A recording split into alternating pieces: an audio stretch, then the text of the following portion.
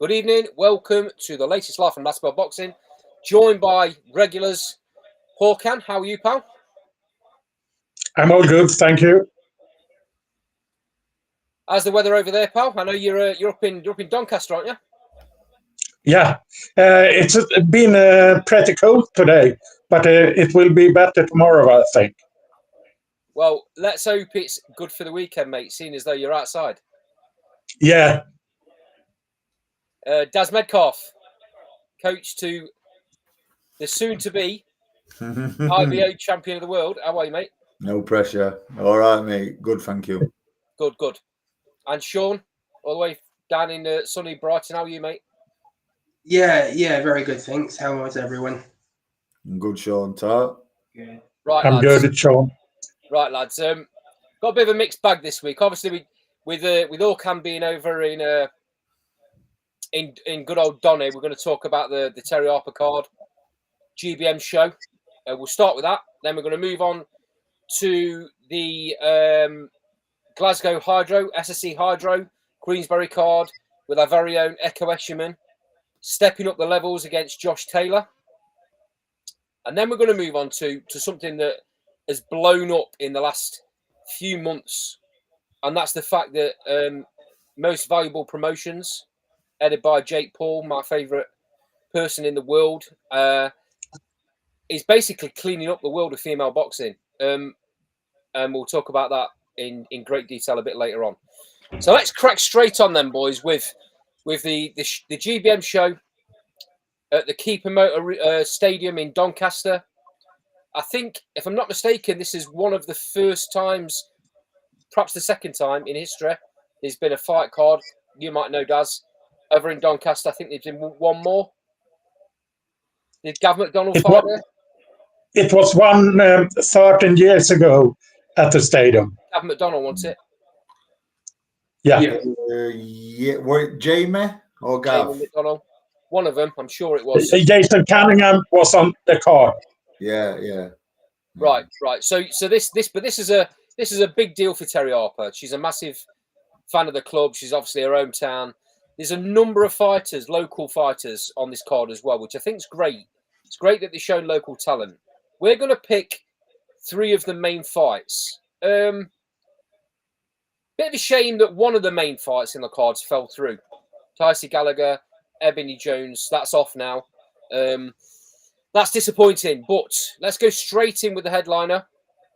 Terri Harper against Natalie Zimmermann for the WBO lightweight world title.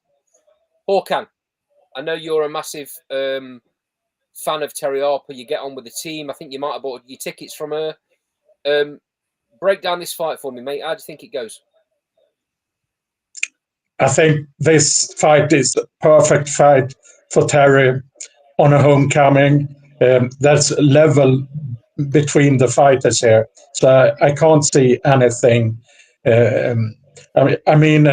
If she had fought one of the top name at the rankings, not unification fight, at the rankings, that could have been a little more pressure on Terri. But Natalie Zimmermann is ranked 10 in the by WBO in the last ranking. I think she was 9th before the last ranking. So she's further down the list by WBO. So I think Terri Harper will win more or less every round on a wide unanimous decision. This is obviously a third world title weight division. I've said it on this channel a few times, Daz, that I think lightweight is Terri Harper's proper weight. I think she's strongest at this weight. She looked great a couple of years back on an undercard on Lee Wood in Nottingham. I thought it was a first fight at lightweight, and then she moved up. I didn't really understand it. I think she got the opportunity for the belt higher up. Was it super welt? She won that title. Super welter against Hannah Ranking. Yeah. She got that opportunity. She went up and stayed up there for a little bit too long. But I think this is her genuine weight, and I think with this being a second fight at this weight, I think she's doing the weight really, really well. She looks great, don't she? Yeah, she looks amazing. Looks amazing, to be fair. But she's got a very, very good. I don't know if you can call him an S&C, but John Watt. Yeah, John Watton. Yeah, John Watton's very, very good. Listen, I echo everything Okan said. I remember when this fight was first made, I think I was the one who was like, it was not really good enough. But for an homecoming, don't really want a banana skin, and I think Terry's earned the right to have a, listen, I'm not saying an easy opponent, but not as hard as what she could have had.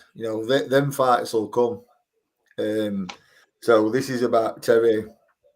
More about Terry selling herself as well, putting on a performance to sell, to put the pressure on Caroline Dubois and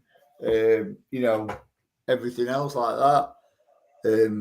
So yeah, I agree with Akan. I think she'll pretty much win every round easily. Sean, do you think the same way as the two boys? I mean, it's clear to see on records Terri Harper's been in with much, much better, higher quality fighters. Natalie Zimmermann has been in 2 10-round fights. They were against a girl that was 2-3, would you believe?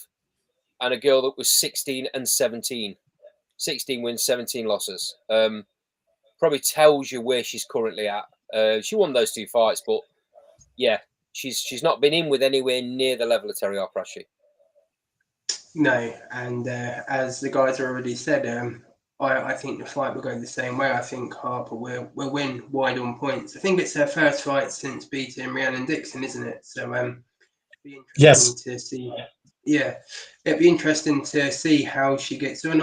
I must admit, I was one that perhaps writ her off before, but she certainly got a second renaissance to her career. So I envisage that she'll win wide on points like the rest of you guys. Okay, so Daz, you've got it points. Sean, you've got it points. Orkan, what did you say? Unanimous decision. I'm going Terri Harper stoppage. I think she's got the bit between her teeth. She looks amazing. I think she'll get a mid to late rounds, 7 or 8. I think she gets her out of there. I think she's going to want to make a statement performance because she's already said it in the pressers. She's looking to unify. So she's got to be looking good to get them fights. Okay, moving swiftly on. And okay, sorry. Go on, mate. Yeah, if a unification will happen next after this fight, the question is how much will Matchroom and Boxer take that if Caroline Dubois fight happens with Matchroom in the last few months has taken the women fights has not been on so much from the Matchroom shows this year. So the question: how much want Matchroom to take that fight? Matchroom won't take that fight, mate. Matchroom won't take that fight. It's exactly what I feel too. That's why mate. There's no two ways about it. There's no point beating about the bush. Matchroom have taken the half the ball when it comes to female boxing. They'd be like, all the best fighters go. You don't send the likes of, you don't let the likes of Ellie Scottney go to most valuable promotions if you care about female boxing. I'm sorry, it's fact. Yeah, I agree. And they're not going to like it when people come out and say stuff like this, but it's true. It's true. Who've they actually got left? Katie Taylor, and she's got what two fights left, and they're not even on their shows. They're on MVP shows. I'm sorry. It's just the way it is. This is why she's fighting on GBM, mate. Because GBM have obviously got this deal with DAZN as well, so it makes sense that fight gets made on them shows. It'll be on, if it's going to be on anything, mate. If it's going to be a big card, which it'll have to be, it's going to be on Sky and Boxer. Yeah, I agree, and one other thing is that Beatriz Ferreira is defended her IBF title on the MVP show. Exactly. It's crazy, really. We'll talk about female boxing and the shift of female boxing and MVP promotions very shortly. So anyone that's watching at the minute that's interested in getting involved in that conversation, drop your comments in the sidebar. We'll be onto that shortly once we've gone through these cards. Okay, moving swiftly on to Maxi Hughes, who just won't go away, will he? You know, he's in these big cards, he's on these big shows, he's fighting anybody and everybody. He's in a good fight against Archie Sharp. Daz, I'll come to you first. This is for the WBC silver lightweight title. How do you see this fight panning out? I think Maxi's got too much for him, if I'm honest. You know, this fight be about 4 rounds, 3 or 4 rounds on cards, if I'm honest. I mean, again, you look at the two records. Sean, I'll come to you. You look at the two records. It's night and day. That doesn't mean Archie Sharp's not capable, and he don't deserve to be in this position against Maxi.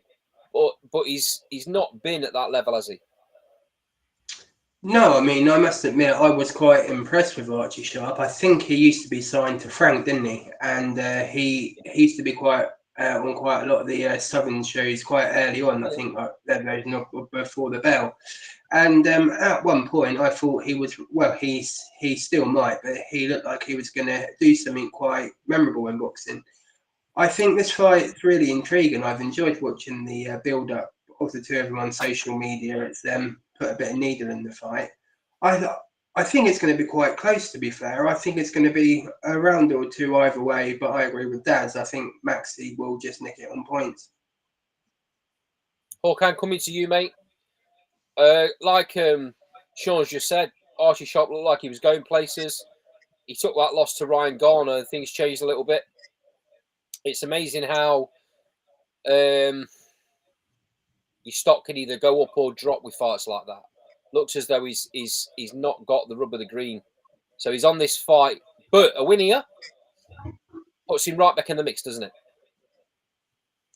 Yeah, and I was at the Maxi Hughes comeback fight at the GBM, and I wasn't that impressed when he fought that Greek opponent. But then, when he dominated Gary Kelly at the Monte Carlo card, I was very impressed with that performance. And after that performance, I think Maxi Hughes will take this fight on a YGD. 7-3 rounds or something like that. Do you see it going to points, Daz? Yeah, I think it will. I think Maxi wins it. Be about 4 rounds. Sean, you nodding? Yeah, I think sort of two or three, a little bit closer, but I think Hughes will win on points. Okay. Before we move on to the other one I want to talk about in depth, let's quickly touch on a rising star in Ellie Halliwell, who's fighting Stevie Levy on this card. Stevie Levy's got lots of experience, been in a number of fights, Commonwealth fights, got a lot of experience. Daz, you're the man with all the experience when it comes to female fighters. You have two of them yourself. One's about to become a world champion. The other one's a former world champion that's going to come back and become a world champion again. So let's have your take on how you think this fight pans out, mate. Do you know what, mate? I like Stevie. She's ever so nice, but let's be totally honest, she's quite limited. Ellie Halliwell,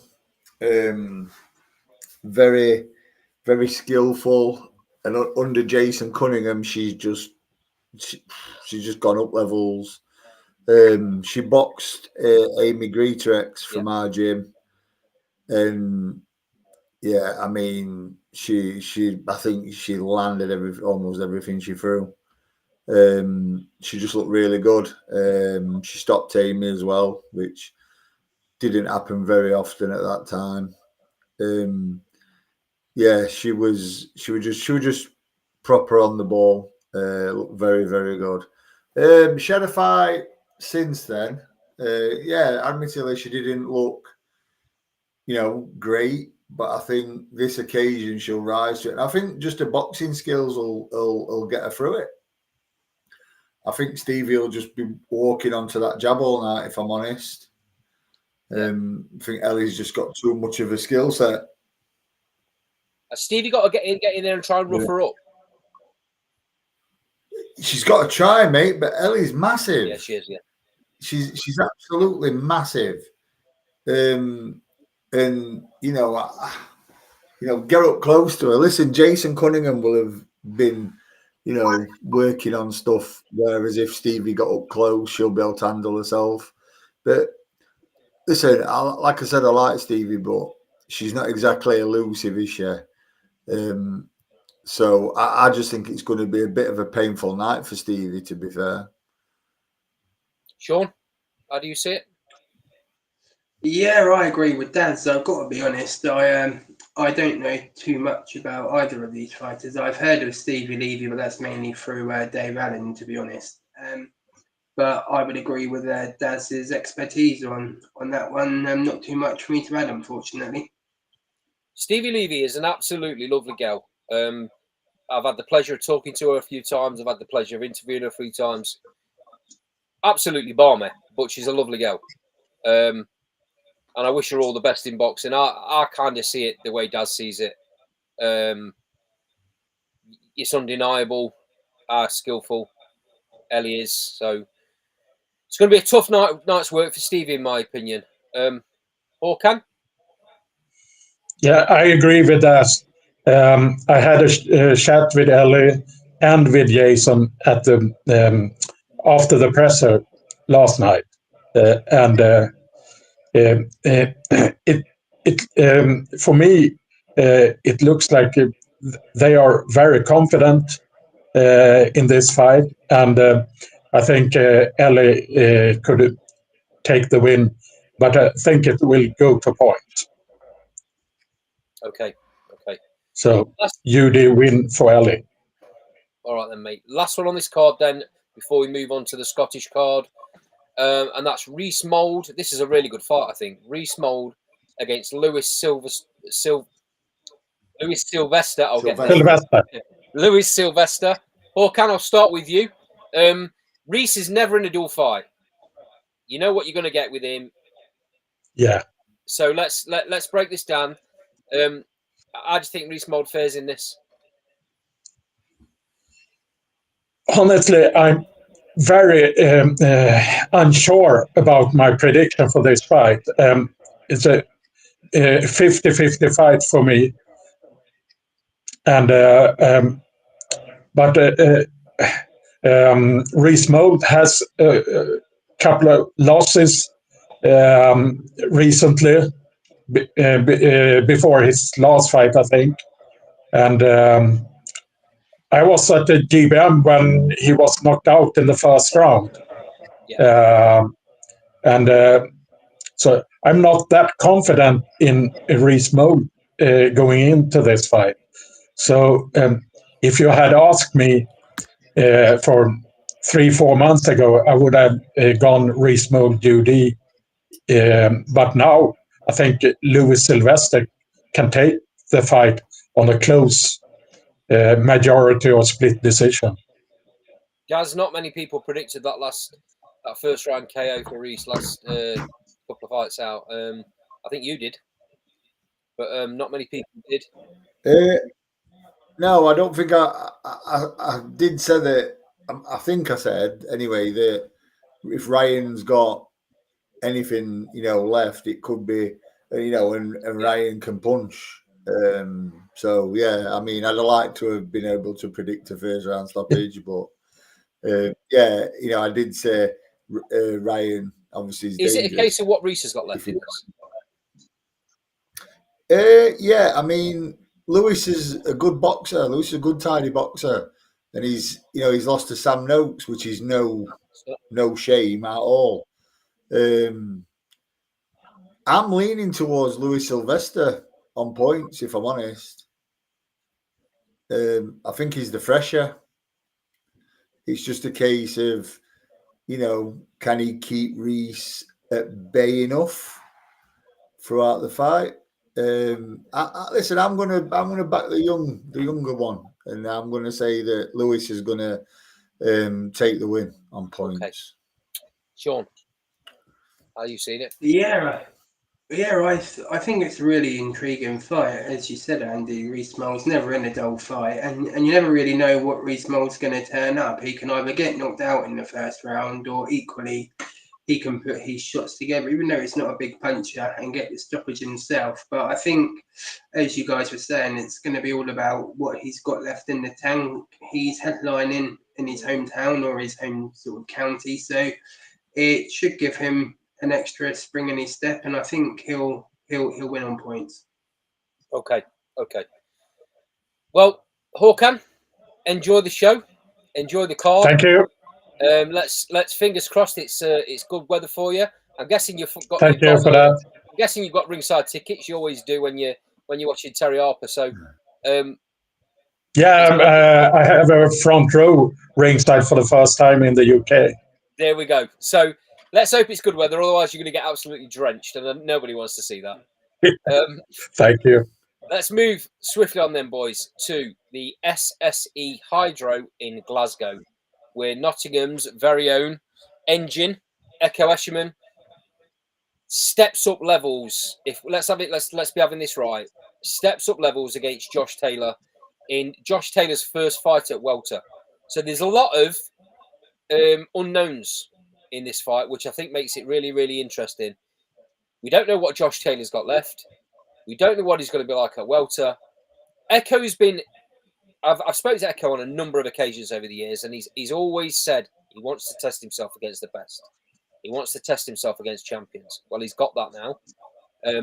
We're going to find out just what Ekow has against this level of opponent. Right, Sean, I'll come to you first, mate. Give me a breakdown of this fight. First and foremost, were you surprised that this fight was made? I guess I was, but it kind of makes sense. I mean, for Josh Taylor, he probably needed a British opponent to get the best out of him, to get him up for the fight. It's a good fight for him to test the waters. I actually, I don't know how true it was, but I heard Harlem Eubank was in the running before they chose Ekow. So that would equally been a good fight. And in terms of this fight itself, I'm sceptical of what Josh Taylor's got left, to be honest. I don't think he looked good in his last fight against Cattrall, to be honest.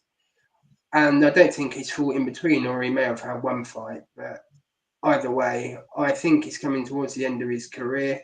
It's a case of, is Ekow got him at the right time, or has Josh just got enough to come through? I think it will be the latter. I think Josh will have enough, and I think he'll come through on points. Does he need to look really good at this weight?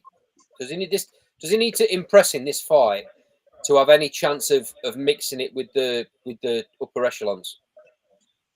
Yeah, I mean, I wouldn't say that there's any chance of him sort of getting a world title or becoming a world champion, to be honest. I think that those days are past him.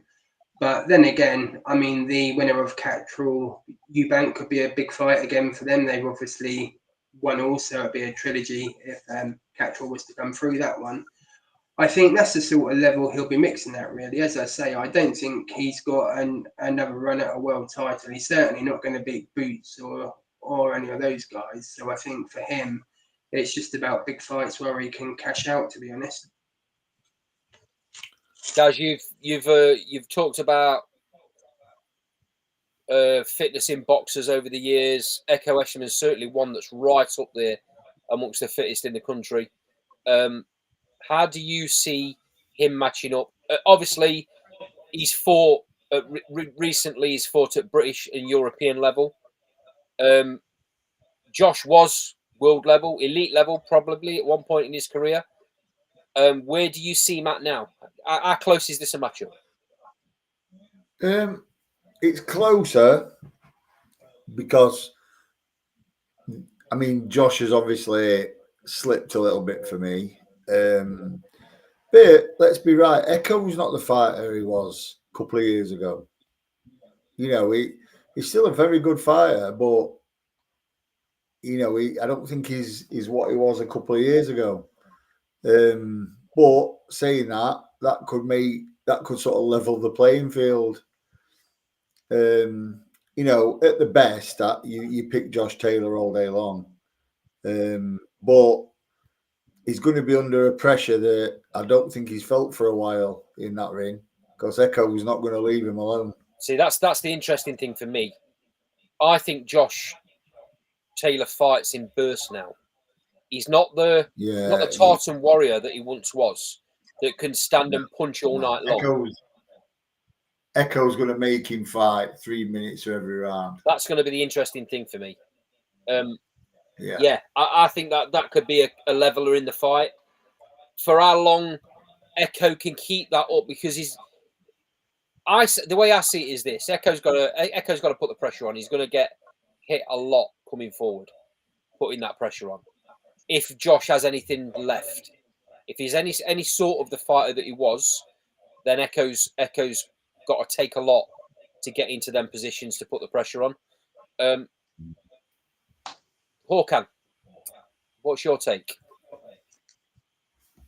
I think that Josh Taylor, with an homecoming and at the new weight, could be a homecoming in Scotland, and that could be that he needed to turn up.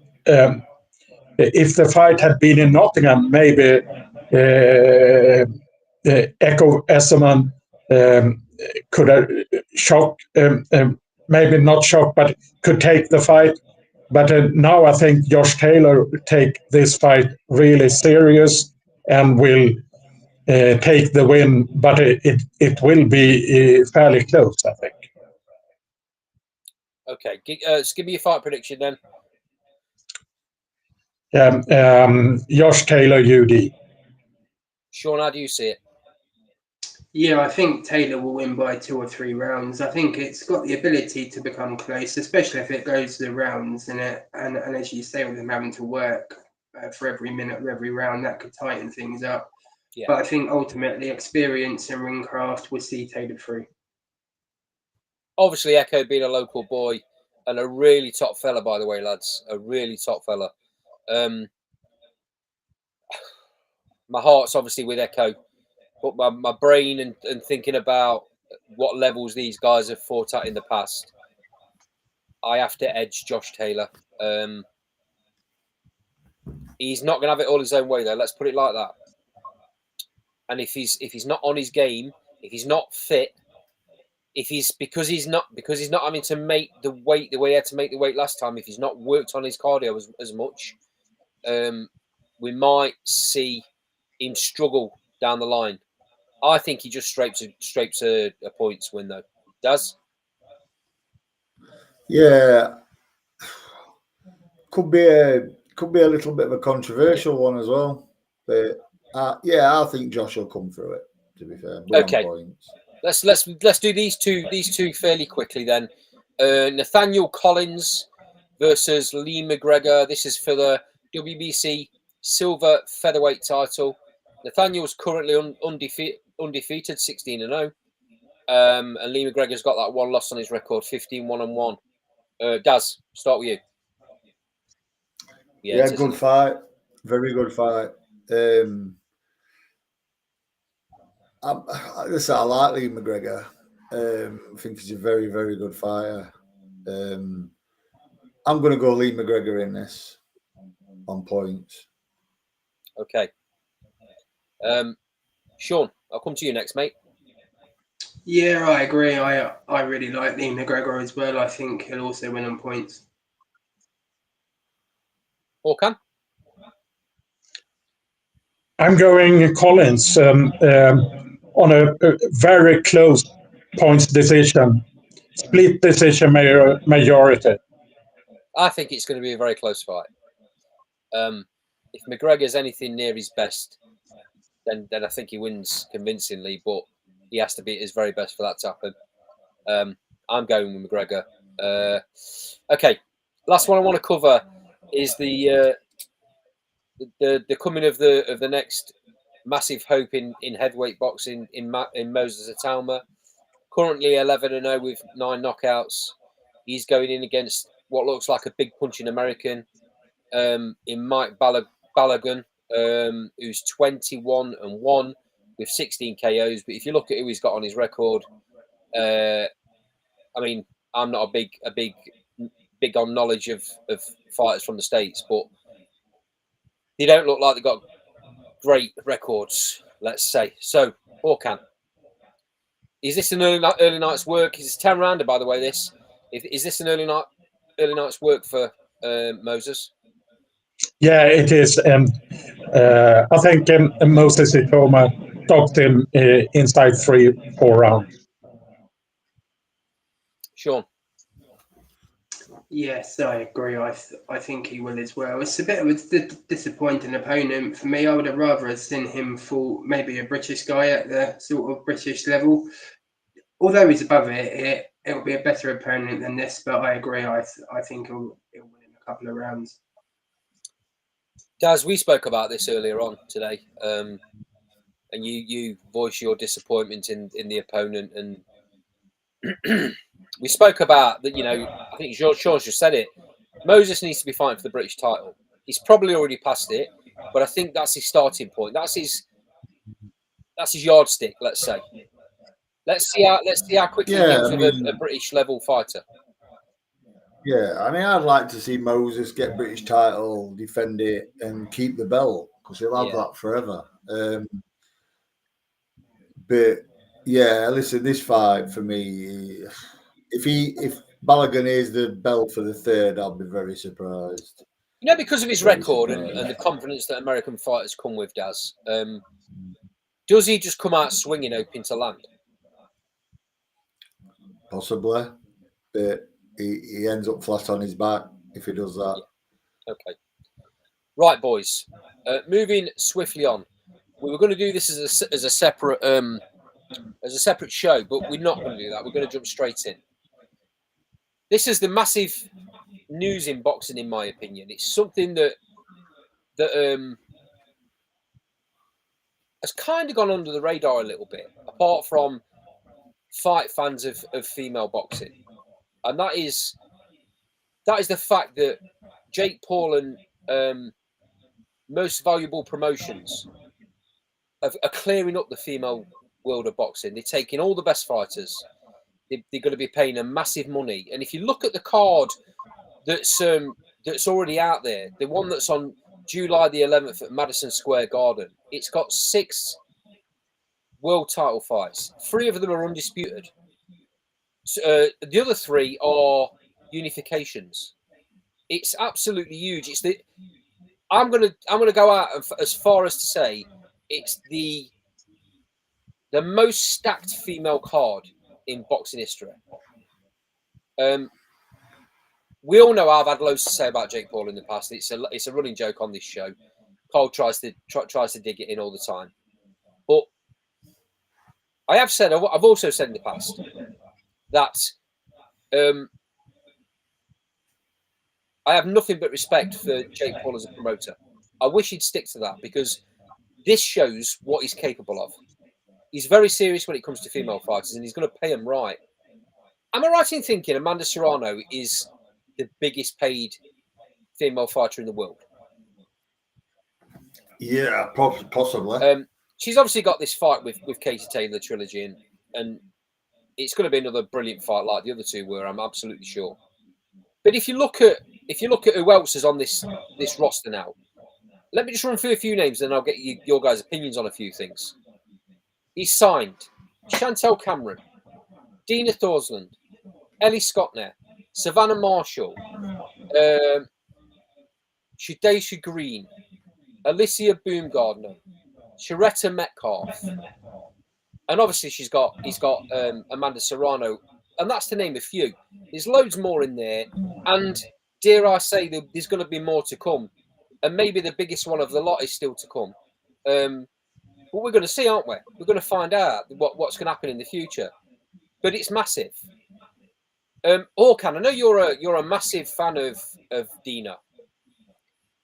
Are you happy to see? First and foremost, are you happy to see that she signed with MVP? Yeah, 100%. Dina hasn't been paid much in Denmark. They don't have so much money over there, and she has had a part-time work during her full career in Denmark. So I'm really happy for Dina that she now will be getting paid good money that she deserves when she's that good. For me, she's pound for pound top 5. Interesting, isn't it? This is obviously a unification her fight against Sharetta Metcalf, who's made a few waves with a lot of things she's said over the recent times. There's other channels in the UK that thinks the sun shines out of her arse, but we won't go there. But it's fair to say, mate, she's going to get treated and paid better under this promotion than she has on anything else she's been in with. And you can say that about probably every other fighter on this card as well. Yes. Daz, I'll come to you. You've had a fair few things to say over the years about what Jake Paul's tried to do as a fighter, what he has and hasn't done as a fighter. You can't deny what's happening with him as a promoter, there, can you? No, he's done what any good businessman would do. He saw an opening and he's gone for it, and he's, and the fighters are going to be reaping the rewards. Is it fair to say, Daz? I don't want to be dramatic. Is it fair to say that MVP are the saviour of female boxing? Yeah, it could well be, yeah. He's doing what others haven't. I mean, Dina Thorslund, like Akan said, Dina Thorslund is like unified champion at world, and to still after good work is, it's criminal, to be fair. But yeah, listen, Dina's a very, very good fighter. My girl Nick were going to fight her at 3 days' notice. She were going to move up 2 weights from flyweight and fight a monstrous bantamweight. It had. Listen, in my head, it were like Kelbrook v Golovkin. Do you know what I mean? Yeah. It weren't great, but listen, that's what Nick's about. And Dina Thorslund, listen, very formidable fighter. I do think that she listen, and before I get onto it as well, I've got the utmost respect for Sharetta Metcalf. One, because her name is close to mine, and it's all good. And listen, she's, I think she's got 3 or 4 kids. She's brought them up on her own, I believe. I might be wrong. She's just out there rustling. Do you know what I mean? She's talking to try and get the best amount of money that she can to provide for her family. So, I respect that. But has she got a tough fight in Dina Thorslund? I can't say I shall keep her off, if I'm honest. I really can't. But no, very, very, very interesting. Sean, for the last year or so, it's looked like the writing's been on the wall for female boxing at the highest level. We talked about it earlier on with Terri Harper, and the fact that it doesn't look like Matchroom are going to be putting her on any big cards anytime soon. There's been a clear shift. Now, you can speculate all you like. We've kind of had our opinions on it on the show over the last year or so about why that is. and who's influenced that shift. That's by the by. That's done. There's nothing can change that. It's clear though that the big UK promoters in Queensberry Promotions, Matchroom, are not interested in putting large female shows on anymore. The fact that Katie Taylor's fighting Amanda Serrano again on her own turf and again in America and again on Most Valuable Promotions tells you everything you need to know. Because she's, at the end of the day, she's the big money female fighter for Matchroom Promotions, and she's fighting on their card. She's fighting on Most Valuable Promotions card, not on Matchroom's. So it tells you the shift. So all that being said, Daz has hit the nail on the head. You know, MVP have seen a massive gap in the market, and they've jumped on it. Again, I'll ask you the same as I've asked Daz. Are they the saviour for female boxing? Yeah, I mean, you would have to say they are. I mean, I don't know the viewership figures here, but I would think that's probably something to do why Matchroom and Queensberry sort of abandoned the female fighters. I mean, you could see it's someone else who lives in a different country, but I think there must be a reason other than that, to be honest. And fair play to Jake Paul, he's seen a gap in the market and he's obviously exploiting it well with Netflix. Be interesting to see the sort of financials, though we never will, just to see if he actually makes money on it himself. I mean, I'm sure he is. He's a big name. But, you know, I mean, I guess it is sad to see for boxing fans in general not to see these female talents on the UK shows. However, what an opportunity for them. What a way to change their life and earn money they deserve. I don't think there's any way Jake Paul will be doing this. He's not putting these shows on out of the kindness of his heart. Let's put it like that. He's a businessman at the end of the day. He wouldn't be doing this unless he was making money. The fact that this is on Netflix is absolutely huge. It's huge. They're going to be getting massive money. The fighters are going to be getting massive money, and it's only going to go. It's only going to grow, in my opinion. It's only going to get bigger and bigger. I think it's brilliant for the likes of Ellie Scottley. This is going to take her profile to the next level. She deserves it as well because she's a fantastic fighter. Savannah Marshall's back where she belongs in boxing circles, not on that other stuff she was doing. Let's hope that she sees now that this is where she belongs, back in boxing. That's a really good fight against for a big fight back. It's a really good fight against Shadesha Green. That's one of the undisputed fights on this card. Daz, how do you see that fight? Savannah Marshall, Shadesha Green. How do you see that panning out? Savannah Marshall all day long. Yeah. Yeah. Even though she's had a bit of time away from boxing. Yeah. Do you boys see it the same, Sean? I do, yes, absolutely. Orkan? Yeah, but the fight isn't undisputed. It's some belt that isn't on. Oh, okay. It's unified. Is it okay? My mistake. I might have read the poster wrong. I'm sure it says undisputed on the poster, but maybe I've got that wrong. Apologies. Take it back. One fight that is undisputed, unless you're going to tell me this one's wrong as well, Orkan. Alycia Baumgardner against Jennifer Maidana. This is undisputed super feather. Is that right, Orkan? Yes, undisputed super feather, 100%.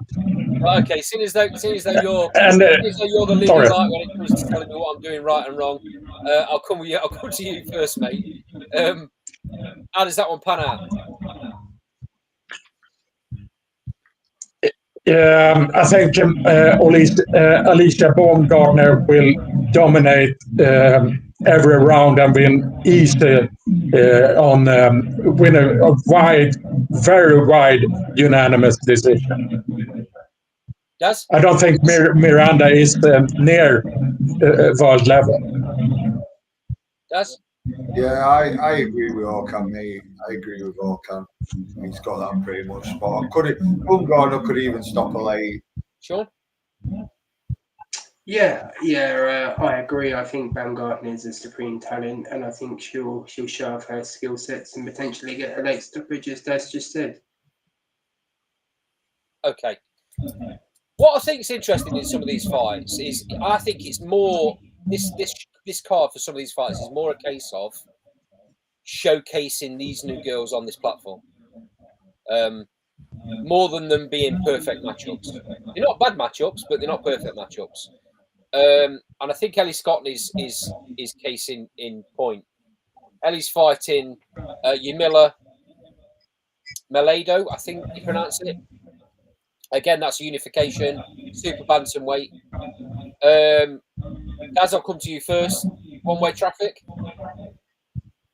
Yeah, I think Ellie will win. She'll probably win with a couple of gears to spare. So yeah, Sean, pretty much.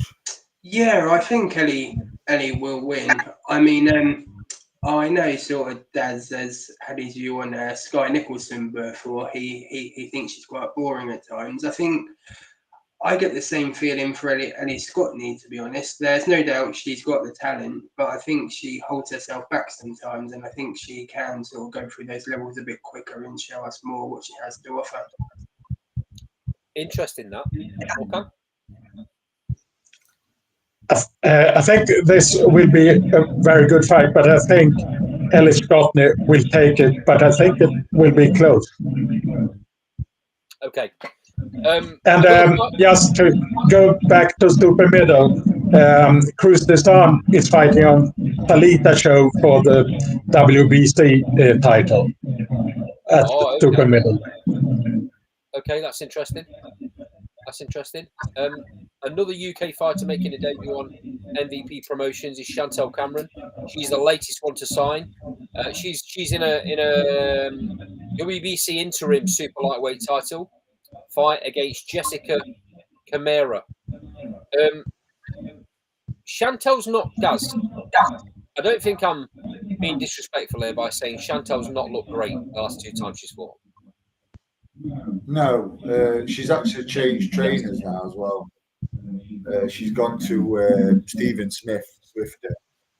So we can only see what she's going to be like when she fights. So, yeah, excited to find out, guys. I'll come to you both really quickly. How do you see it panning out, Orkan?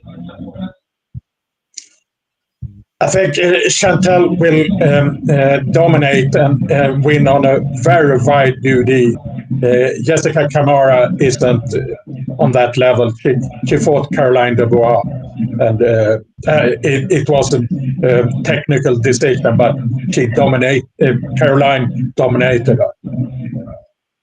Okay.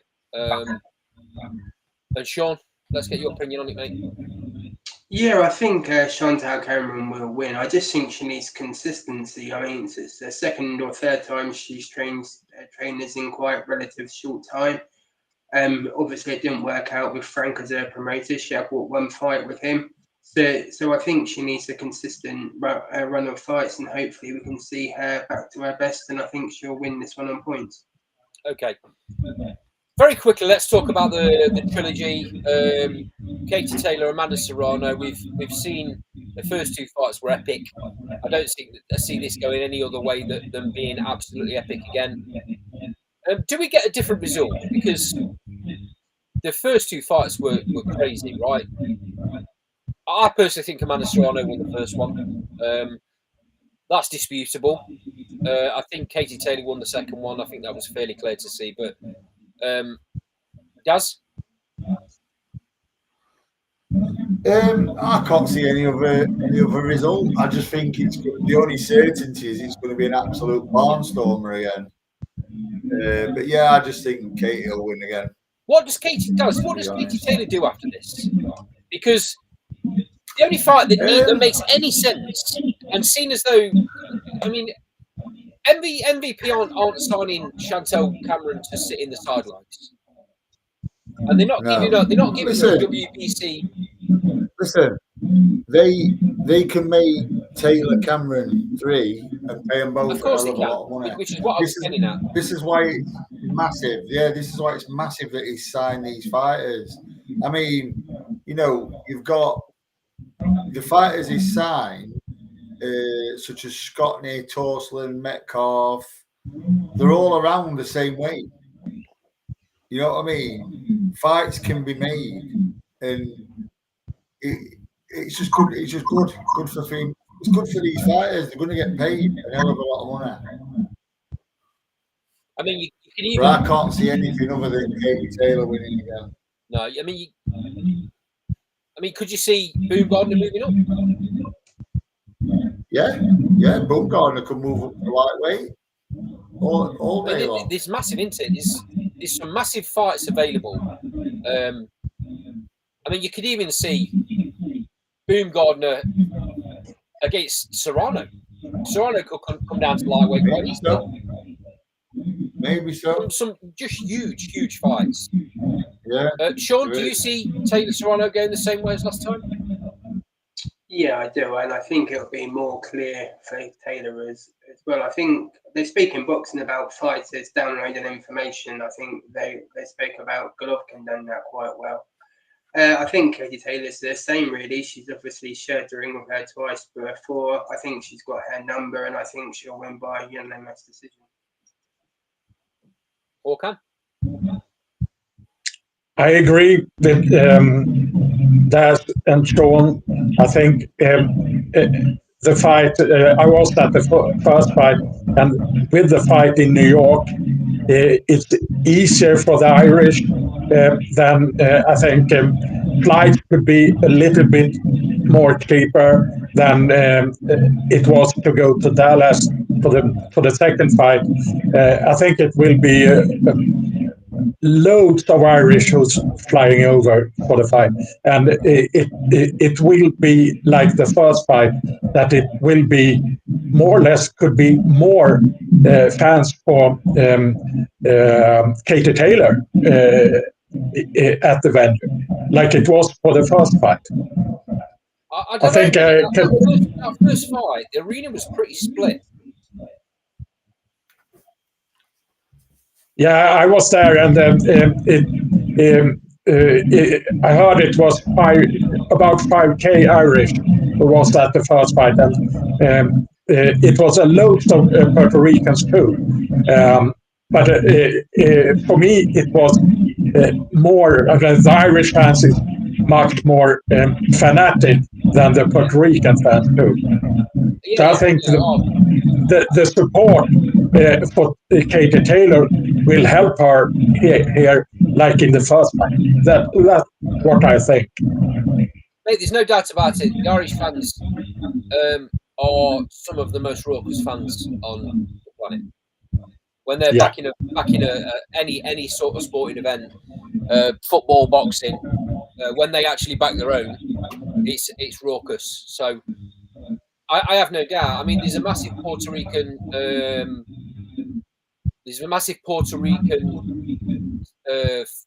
fan base based in New York. A lot of Puerto Ricans live in New York, which is where Serrano gets that following from. So, yeah, absolutely outstanding. But back to just to finish off, guys. Back to what most valuable promotions and Jake Paul are doing for these fighters.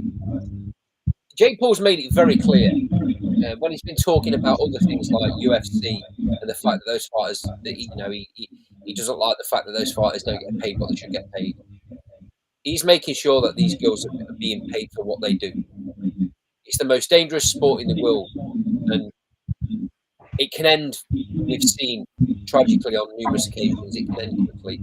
It's a very short career, and anyone that steps in the ring, in my opinion, deserves to get paid as much as they possibly can to do the job. And these girls are definitely going to get that under MVP. I think it's absolutely huge that it's on Netflix. This is only after this show, lads. This is only going to grow. Once, because this is not just going to go to the boxing audience. This is going to go to a Netflix audience. This is going to go to kind of Jake Paul's fan base of social media and all of that. You know, there's going to be serious amounts of people. It wouldn't surprise me if it breaks records on Netflix. This, and then for me, it's just going to grow. It'll just get bigger and bigger, and he'll sign bigger names and bigger names and bigger names. Don't be surprised if something big happens in the near future. There'll be some massive names coming on MVP. I have no doubt about it. I mean, there's already huge names on it. It'd be interesting to see whether he can pull anybody from the world of MMA, the real big name females names in MMA that might come across and kind of switch and change careers. Not a massive fan of that in the past, but I don't know. Let's see. Let's see what happens.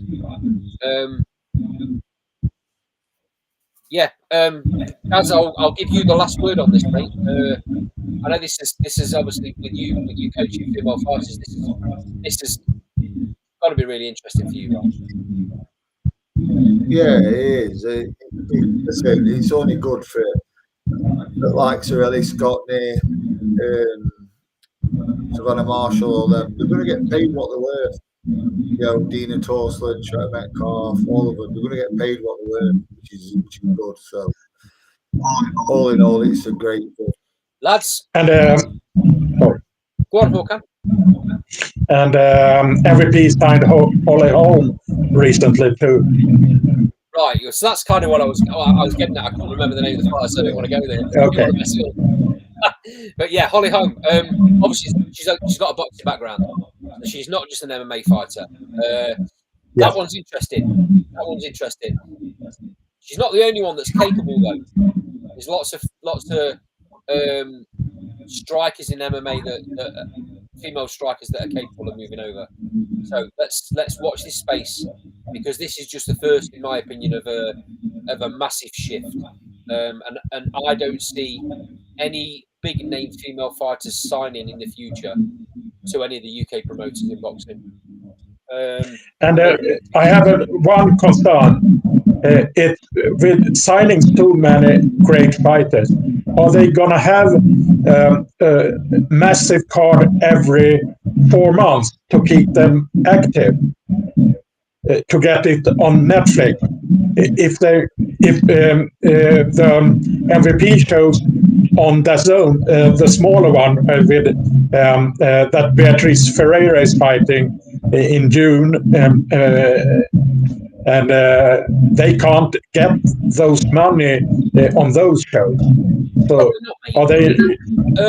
But they're going to get better paid, because these are going to be either on Netflix. I don't know what his deal is with Netflix. I don't know how many fight deal he's got with Netflix. Maybe this is a one-off to see how it goes. But I'm sure if it's successful, Netflix is going to be jumping all over it. Now, I'm not saying you're going to be putting every single one on. If it's not a stack card, I'm sure it won't be on Netflix.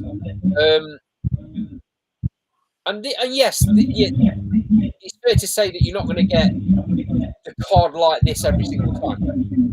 That'd be impossible. Yeah. You don't get it in male boxing. Why should you get it in female boxing? You know, but you are going to get 2 of these shows a year without a shadow of a doubt, and they'll be absolutely massive stacks like this one. I have no doubt about that. Well, lads, I think we'll leave it there. It's been an absolute pleasure having you on the show again. We're going to start doing a lot more of these lives of different levels, different descriptions. We may get back to doing the predictions like we used to on a Thursday, and then coming back on a Sunday or a Saturday evening to review what we've watched over the weekend. We won't be doing that this weekend, but that's something we're going to be going back to, I think. So, Sean, much appreciated you being on again, mate. Or can enjoy the show this weekend, buddy. Yeah, thank you. And I'm at your call on Sunday too. Daz, just before you go, anybody wanting tickets for Nick's fight coming up? How did they get them? Where did they get them from? get in contact with Nicola she's on all social media platforms. If you want to get in contact with Nicola, get in contact with me. I'm on all social media. Anyone that doesn't know yet, that hasn't seen the socials that we've been putting out, Nicola's fighting for the IBO flyweight title, and that's going to be over on Fight Zone TV. Dennis Hobson's Fight Academy, 14th, Daz? 14th of June. So 3-4 weeks away. Massive show. Yeah. Nick, I'm sure will be very appreciative of all the support that you could possibly give. If you're not able to get down, tune in on Fight Zone. Nick's going to make history. He'll be the first world champion, first female world champion from Worksop. First world champion period from Worksop. I have all the faith in the world. She's got the best coach in boxing, in my opinion. Here's to Nick and Daz. This is. I'll slip you that 20. This has been Last One Boxing. Thanks for joining. Catch you soon, lads. Much appreciated. Anyone not following, follow us on socials. Like, comment, subscribe. Hit the notification, and you'll get a link pop up to let you know when we're going live.